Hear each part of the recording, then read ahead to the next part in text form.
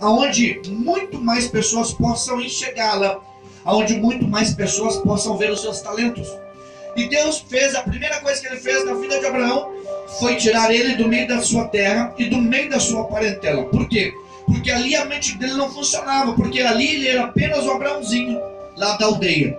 Deus precisava remover ele dali, porque Deus tinha algo em comum para Abraão. Deus não queria que ele tivesse apenas uma vida comum.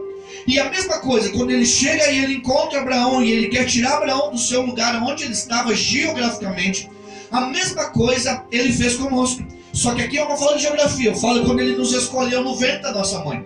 Quando ele nos escolheu no ventre da nossa mãe, ele não nos escolheu para ter uma vida comum, mas uma vida incomum.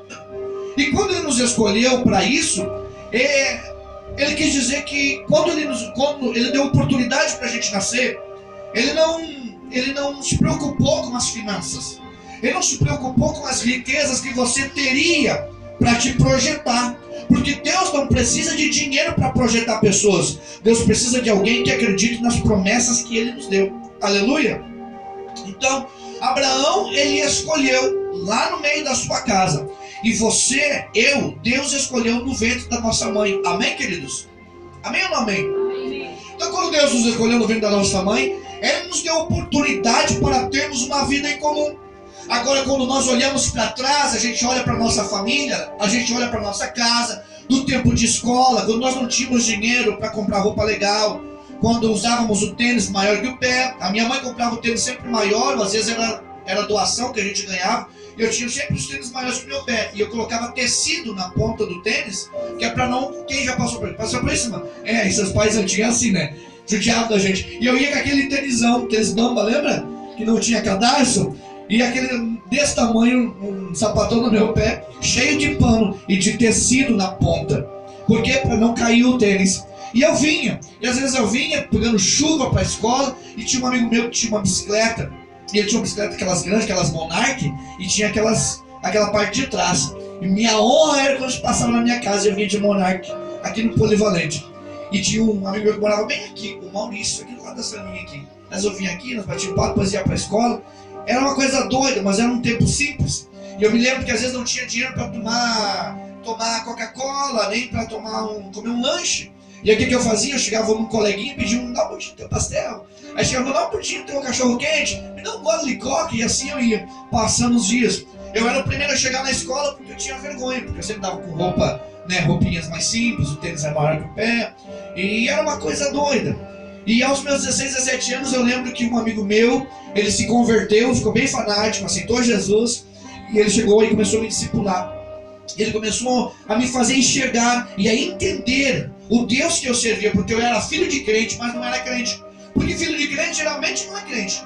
É mais difícil um filho de crente ser crente que uma família que não é crente. Eu era assim, família de crente, mas não era crente, não conhecia Jesus. E esse meu amigo me apresentou esse chamado Espírito Santo. E ali eu comecei a conhecer Jesus. Cheguei um dia na igreja, mais ou menos 16, 17 anos aí. Cheguei e sentava sempre na última cadeira, atrás do pilar da igreja. Tinha um pilar grande, eu ficava atrás, porque eu era muito tímido, tinha vergonha. E eu era o primeiro a chegar na igreja. Não era porque era pontual, ou porque era um cara correto no horário, não. É porque eu tinha vergonha das pessoas. Por quê? Porque eu sempre estava mal vestido, sempre uma pessoa simples, e eu tinha vergonha das pessoas. E um dia desses eu estava lá atrás, sentado na última cadeira, no último banco, atrás de um pilar, e um pastor veio e falou assim para mim: tem um rapaz lá atrás daquele pilar. Aí eu olhei, não tinha mais ninguém, era só ele, é você mesmo, vem pra frente. Quando eu cheguei na frente, disse assim: Deus tem uma obra missionária na tua vida. Deus tem uma obra para a tua vida, e você vai ser um pregador da palavra. Deus vai fazer grandes coisas através da tua vida. E eu comecei a chorar, tomado pelo Espírito Santo. Agora, quando ele ora por mim, eu volto para casa. Eu já não volto mais para casa me achando coitadinho, porque uma coisa entrou dentro de mim e me fazia me sentir importante. Sabe por que a gente não consegue vencer? Por que a gente não consegue as coisas que nós sempre queremos na vida? Porque nós não nos sentimos importantes. Mas não é que nós temos que nos sentir importantes para as pessoas.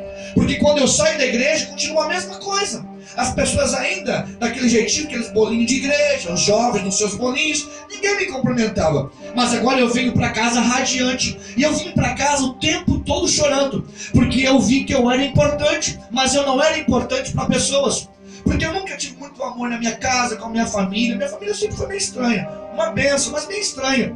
Então, agora eu me encontro. Eu me encontro com quem? Com um grande Deus poderoso, que fala assim: Daniel, na tua simplicidade, com o teu termos grande, com a vergonha que você tem, com a tua timidez, eu quero falar que você é importante para mim, Daniel. E eu tenho uma obra maravilhosa na tua vida. Aleluia. Sabe o que eu quero dizer para você? Quando Deus nos escolheu, Deus nos separou, Ele quis que nós nos sentíssemos importantes. E nós não temos que nos sentirmos importantes para nossa família, para os nossos colegas, para as pessoas que estão ao nosso redor. Eu não posso depender com as minhas emoções das pessoas, mas eu tenho que depender daquele que olha para mim todos os dias, e eu tenho que me sentir importante para ele. Olha para mim, porque se eu me sentir importante para ele, eu não dependo das emoções de ninguém que está ao meu redor, porque 1000 cairão ao meu lado, 10.000 cairão à minha direita, eu não serei atingido, porque eu estou dependendo unicamente do Senhor. Aleluia. Então eu precisava daquele momento, daquela palavra, e daquele momento em diante comecei a me sentir muito importante, gente. Comecei a me sentir muito importante para Deus. Como que eu fazia quando eu chegava em casa? Às vezes eu chegava na frente do espelho, eu cantava, eu pregava pro espelho, ali no meu quarto sozinho, eu chaveava a porta de vergonha para minha mãe não ver, e eu cantava, eu ligava a música, eu cantava junto, e eu começava ali a fazer a minha adoração a Deus, e Deus começou a trabalhar no meu coração. E eu comecei a vencer essas crises existenciais que eu tinha. Essa coisa de querer depender, de ter algo para me sentir especial ou feliz. E eu comecei a viver dentro de uma solidão, mas sendo tão feliz. Por quê? Porque sempre Deus colocou poucas pessoas do meu lado. Eu sempre fui uma pessoa muito sozinha, mas eu sempre me senti muito feliz e muito importante, porque eu sempre consegui entender o quanto eu era especial para o Senhor. Olha para mim, não perde linha de pensamento.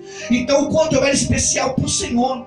Sabe o que Deus me trouxe aqui para dizer para você hoje? Que você precisa se sentir importante, se sentir que você é importante, não para pessoas, não para aqueles que estão ao teu redor, não para aqueles que você trabalha junto. Você tem que se sentir importante, porque o Senhor está olhando para você, porque o Senhor te deu a oportunidade de nascer, porque o Senhor te deu a oportunidade de estar vivo hoje, de vestir essa roupa maravilhosa que você está, de colocar esse perfume que você tem. Você tem uma grande oportunidade hoje de adorar a Deus, porque você tem a tua voz, você tem a tua saúde, aleluia. Você não precisa adorar a Deus só depois que você ter coisas. Você primeiro tem que se sentir importante para o Senhor, por aquilo que Ele fez para a tua vida, por aquilo que Ele é para a tua vida. Porque quando você se sentir importante para o Senhor, é como se nada mais importasse, nada mais te abalasse, porque aquele que é fiel para todas as coisas está do seu lado.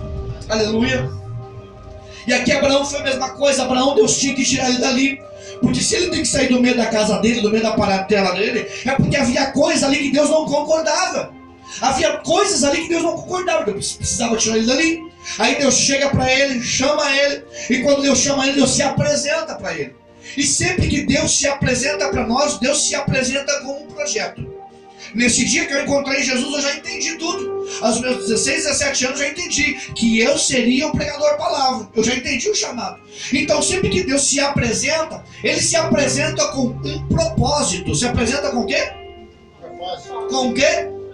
Com um propósito. E eu entendi que o meu propósito seria aquele pro resto da minha vida. Eu não sei como seria e nem como eu faria, mas eu sabia que todas as coisas na minha vida seriam desatadas a partir do ministério que eu desenvolveria.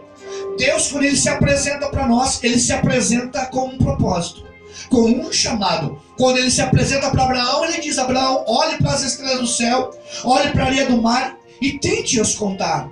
E ele tentou contar e não conseguiu. E Deus falou para ele: assim será a grandeza da tua descendência. Ou seja, Deus está dizendo para ele: Abraão, você é um homem velho, estéril, mas você será pai de muitas nações. O chamado que eu tenho para você é esse: você será pai de muitas nações. Você será um grande profeta. E ele desenvolveu muito bem o seu chamado. O nosso problema é que quando Deus se apresenta para nós e Ele dá esse propósito, Ele nos dá esse chamado, nós não queremos desenvolver isso.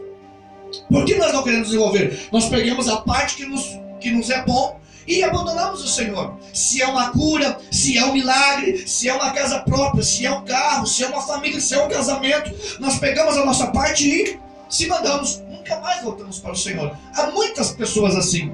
E na verdade Deus, quando Ele nos chama e nos dá um propósito, nós precisamos persistir nesse propósito. E ao longo do caminho desse propósito, Deus vai nos presenteando com aquilo que necessitamos. As nossas necessidades, elas serão supridas ao longo do caminho. Quando nós desenvolvemos esse propósito, no momento que nós paramos de desenvolver o propósito de Deus aqui na terra, Deus para de suprir muita coisa na nossa vida. Aí você vai dizer assim, eu não desenvolvo meu propósito, pastor, porque eu estou com problema na minha família. Uma coisa é o teu propósito, outra coisa é a tua família. Então quer dizer que você não vai desenvolver mais teu propósito, porque você está com problema na família. Pastor, eu não desenvolvo mais meu propósito, porque eu estou com problema financeiro. Não vai desenvolver mais o propósito por causa do seu problema financeiro. Pastor, eu não desenvolvo mais meu propósito por causa do problema de saúde. Não vai mais desenvolver o que Deus mandou você fazer, ou pediu para você fazer por causa da sua saúde. Não, você tem que desenvolver. Aí você vai dizer para mim, pastor, eu não tenho propósito, eu não tenho chamado para fazer o que o senhor faz ou cantar. Não é só isso. O propósito que eu falo, de repente o teu propósito seja simplesmente de seguir o Senhor, de estar aqui toda segunda, de buscar o Senhor, de se disponibilizar, de chegar ali, irmão Alex, irmã Raquel, o que precisa aqui na igreja? Eu quero me disponibilizar, eu quero fazer algo, nem que seja ajudar vocês a limpar aqui antes do culto, eu quero estar à disposição. Muitas vezes a pessoa acha que chamado, propósito, é estar aqui no altar, e não é isso. Chamado e propósito é simplesmente fazer algo para o Senhor. De repente o fato de você vir ao culto seja o teu chamado, porque quando você vem ao culto, você já vem adorando, você vem quebrantada, você vem buscando o Senhor, e isso vai trazendo a presença do Senhor para o culto. Cada um de nós tem um chamado. E o que nós precisamos? Fala comigo, eu preciso desenvolver o meu chamado diariamente. Quando eu desenvolvo o meu chamado diariamente, as minhas necessidades serão supridas diariamente. Quando eu paro de desenvolver o meu chamado, todas as coisas da minha vida ficam estagnadas. Eu falo por experiência própria. Quando eu paro de fazer as coisas para o Senhor, eu diminuo a quantidade de coisas que eu faço para o Senhor diminui a quantidade de bênçãos que Ele traz sobre a minha vida. Aleluia! Então, independente da minha vida, independente do que está acontecendo ao meu redor, eu preciso não parar de fazer o que o Senhor pediu para eu fazer. Amém? Aí Ele chama Abraão, mostra todas essas coisas e dá o chamado para ele. Abraão vai e segue na promessa. A promessa que Deus deu para ele é que ele seria pai de muitas nações, mas ele é velho, já velho, e Sara é estéril. Eles não podiam ter filhos. E aí Deus pega e faz o quê? Deus muda o nome de Abraão e o nome de Sara. Porque o nome de Abraão era Abrão e o nome de Sara era Sarai. O que Deus quer fazer com esse momento que Ele muda o nome? Deus precisava mudar a identidade deles. Sabe o que Deus quer fazer comigo e com você? Deus quer que você mude a tua identidade. Porque de repente você não sabe quem você é. Porque se você soubesse quem você é, você não estaria aí chorando, mendigando, Senhor, como eu preciso de uma bênção, como eu preciso de um milagre. A carta de Timóteos, quando Paulo fala para Timóteo, eu não sei se é no 2 Timóteo ou 1 Timóteo, ele fala assim: Timóteo, desperta o dom que há em ti, que foi te dado pela imposição das minhas mãos. Lembra da fé da tua avó Lloyd e desperte o dom que há em ti, porque o Senhor tem nos dado um espírito de ousadia, de autoridade e de poder, e não de covardia. Ou seja, Timóteo era tímido, era um menino tímido, um rapaz tímido, e a pressão sobre o evangelho era muito grande, ele precisava enfrentar as dificuldades daquele momento. E ele, por ser tímido, medroso, de repente, ele precisava despertar essa identidade dele. E Paulo fala para ele assim: é o seguinte, Timóteo, você não é qualquer um. Você não é um ator que foi criado, não é uma criatura. Você é filho do Deus Altíssimo. E o mesmo Espírito que está em Deus, o mesmo Espírito que está em mim, que sou Paulo, é o mesmo Espírito que está em você. Por isso seja ousado, seja atrevido, vai para cima do que você quer, vai para cima daquilo que o Senhor prometeu, porque Ele vai cumprir. Amém? O que Deus está dizendo para você? Você precisa entender no reino de Deus quem você é. Você não é qualquer um. Sempre que você vê uma pessoa com crise existencial e não querendo seguir em frente, é porque a pessoa ainda não entendeu quem ela é. Porque filho de rei é príncipe. E eu nunca vi um príncipe mendigando por aí. Eu sempre vejo o príncipe comandando, direcionando. Agora, quando eu sei quem eu sou, quando eu sei para que eu vim e eu sei da minha identidade, nada me para. O mar vermelho se apresenta, mas ele tem que abrir. Aleluia. O deserto se apresenta, mas vai ter um oásis dentro do deserto. A doença se apresenta, mas o Senhor vai dar cura no meio da doença. Aleluia. Sabe o que eu quero dizer com esse momento aqui? Que você precisa saber quem você é. Você não é qualquer um. Fala, eu sou filho do Deus Altíssimo. Aí Deus muda o nome de Abrão e o nome de Sarai. E diz, agora você vai se chamar Abraão e você Sara. E o que isso significa? Você será chamado de pai de muitas nações. E você de mãe de muitas nações. Vamos dizer assim para você entender. Porque Abrão significava visão limitada. E Deus precisava de uma visão longa, aberta, visão de águia. Então Deus muda o nome de Abrão. Porque antes Abrão significava visão limitada, que enxergava até o monte. Mais ou menos isso que significava. Então Deus precisava mudar isso. Mudar a identidade deles. E eu fiquei imaginando quando eles chegavam na aldeia deles e eles começavam ali, né, conversar, e de repente Abraão estava no pátio e Sara dizia assim, Abraão, venha jantar. E as pessoas que estavam ao redor deles diziam assim, Sara deve estar louca. Ó, homem já velho, ela não pode ter filhos, chamando ele de pai. Pai, vem jantar. E ele respondia de repente, tá bom, Sara, já vou. Tipo, tá bom, mãe, já vou. E quem pensar, esses velhos estão tudo loucos. Agora estão servindo esse Deus, estão tudo loucos. A Bíblia fala que Deus usa os loucos para confundir os sábios. E Deus usa os fracos para confundir os fortes.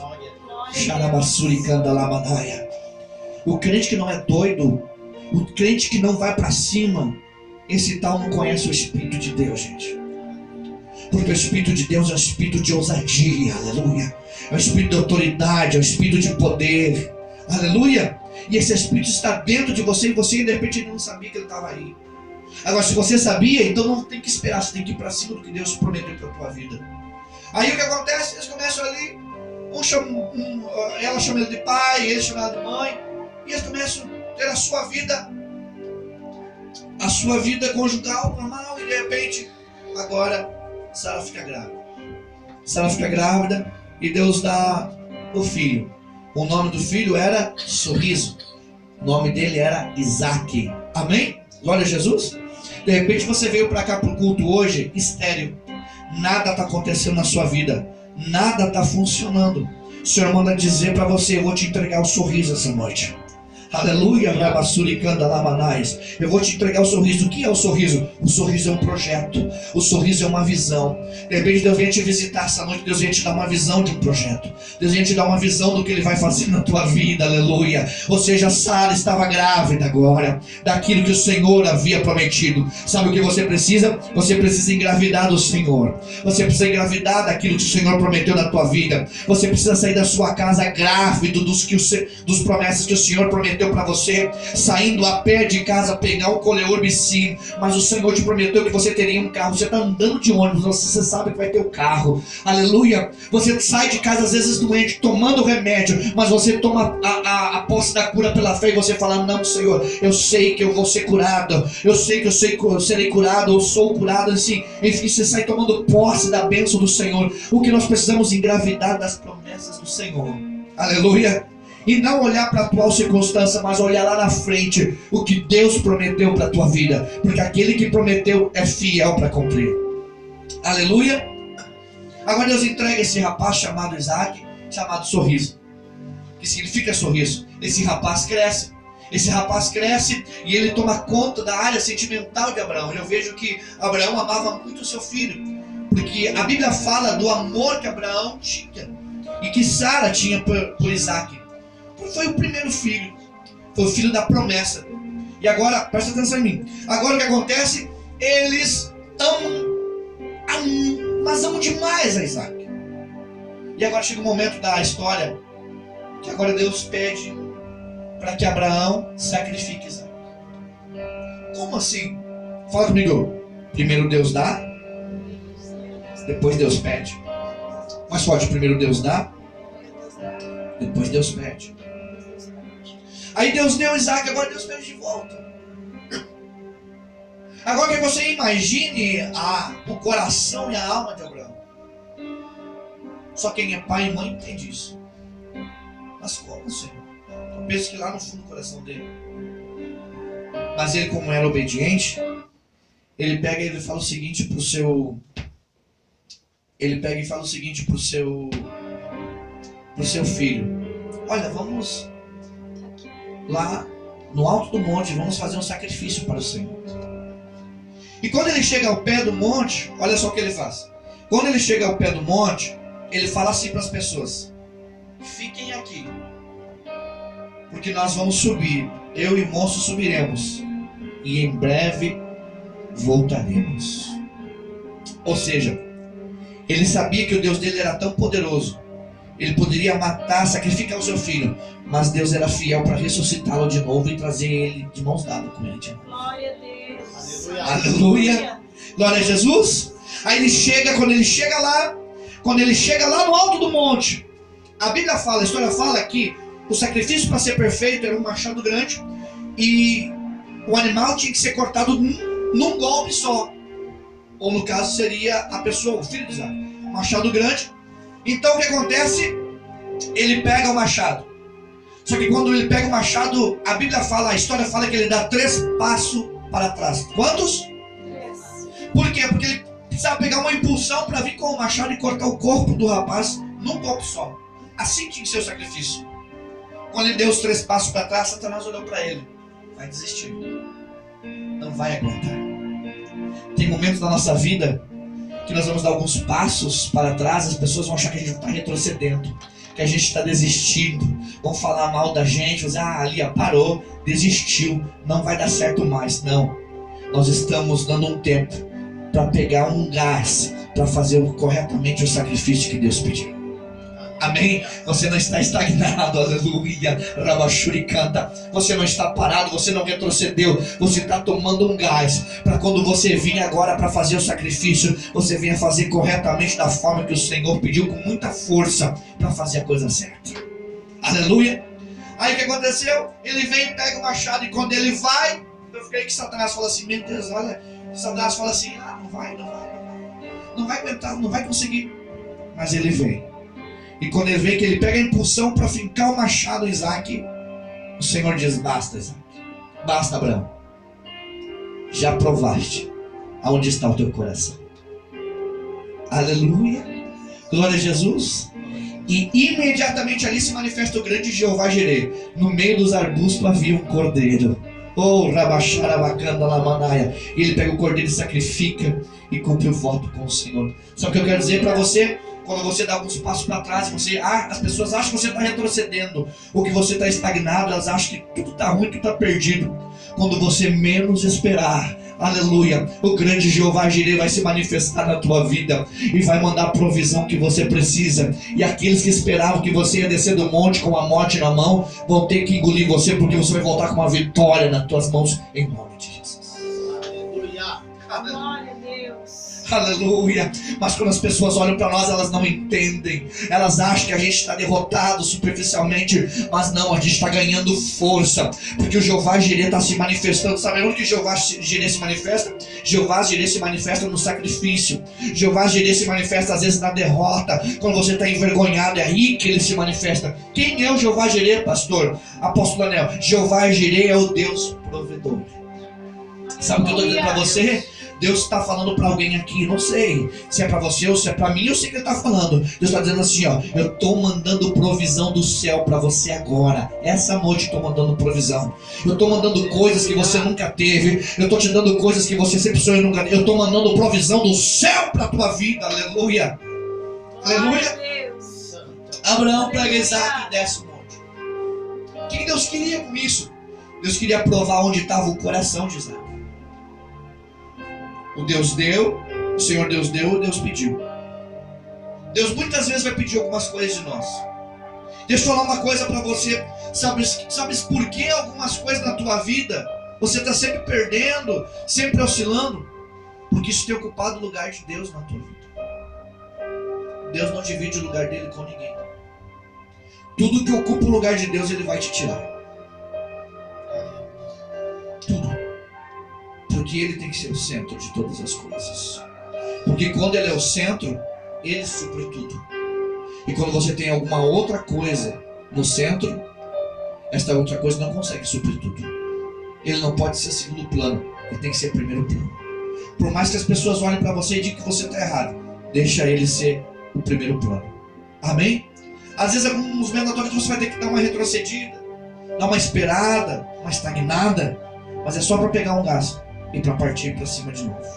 Amém? E agora ele segue, volta para casa com seu filho, conta a história para sua esposa, e ali eles festejam alegremente tudo o que aconteceu. Sabe o que eu quero que aconteça na tua vida hoje? Você volte para sua casa e você tenha uma festa na sua casa espiritual e você possa voltar para sua casa com o seu sorriso. Quem é o meu sorriso, pastor? O teu sorriso é o que Deus deve estar plantando no teu coração, um projeto, um sonho, algo. Você precisa voltar grávido para casa hoje. Senão não tem como Deus fazer alguma coisa. Fala comigo, Deus só vai até onde a minha visão alcança. Mais forte, Deus só vai até onde a minha visão alcança. Então quando você tiver uma visão no papel, projetada, se você for ali no meu carro, eu tenho no meu porta-luvas uma visão e um projeto que Deus me deu. Financeiro, espiritual, está tudo ali no porta-luvas. Então se você não tem uma visão escrita no papel, você precisa fazer. Porque quando você põe no papel essa visão e você tem ela todo dia com você, Deus vai começar a se manifestar. Se você não tem um projeto, Deus não tem por que se manifestar. Porque você não tem uma visão do que você quer. Porque Deus é um Deus organizado. O que Deus precisa de você? Fala comigo, Deus precisa visão, de uma visão e ousadia. Vai chegar um momento na tua vida que de repente Deus venha te pedir o que você mais ama e o que você mais tem. Não te preocupe em entregar para Ele. Se você falar que você vai entregar para Ele, Ele vai prover tudo o que você precisa. Porque Ele é o que pode todas as coisas. Amém? Coloque a mão no seu coração, agora vamos orar ao Senhor. Você vai dizer assim comigo, Senhor Jesus, me dá uma visão.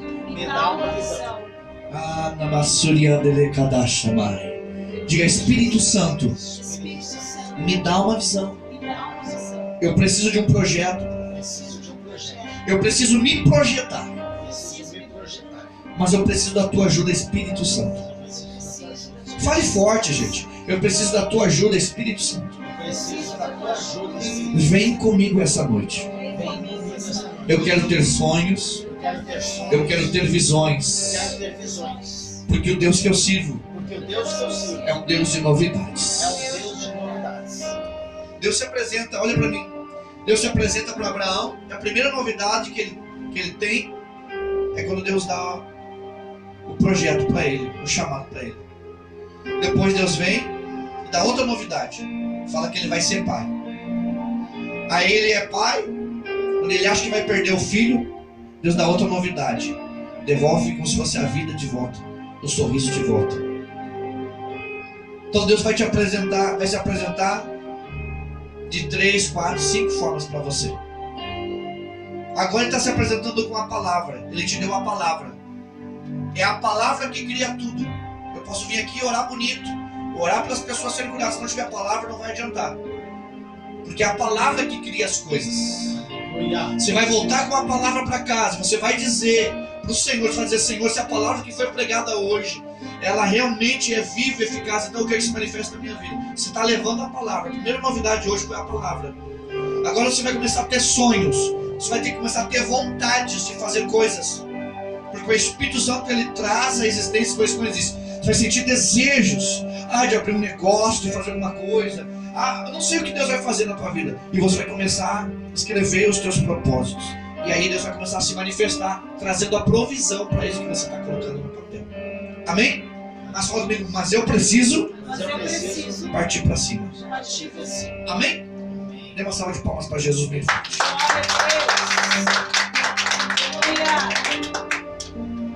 Eu agradecer a Deus pela vida do irmão Alex, da irmã Raquel, sua família, que estão acolhendo o ministério aqui nessa garagem.